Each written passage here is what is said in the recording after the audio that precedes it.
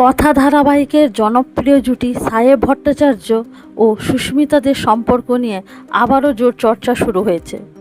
সম্প্রতি কলকাতার এক বহুতলের রুফটপ থেকে একটি রোমান্টিক ছবি সোশ্যাল মিডিয়ায় ভাগ করে নিয়েছেন তারা। পটভূমিতে সেন্ট পলস ক্যাথেড্রাল ও ভিক্টোরিয়া মেমোরিয়ালের ওপর পড়ন্ত বিকালের সোনালি আলো আর সাহেবের বাহুডোরে সুস্মিতা। ছবির ক্যাপশনে লেখা, আমরা বিকেল থেকে কিছুটা সোনা ধার করলাম।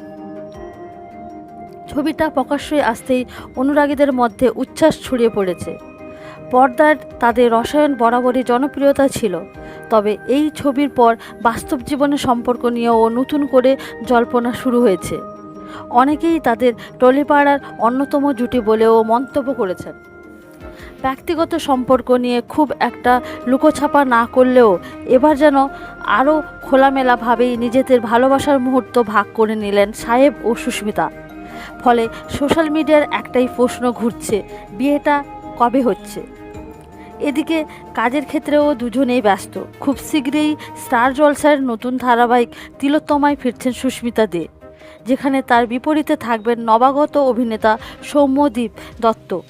অন্যদিকে সাহেব ভট্টাচার্য বর্তমানে স্টার জলসার গঙ্গা ধারাবাহিকে অভিনয় করছেন।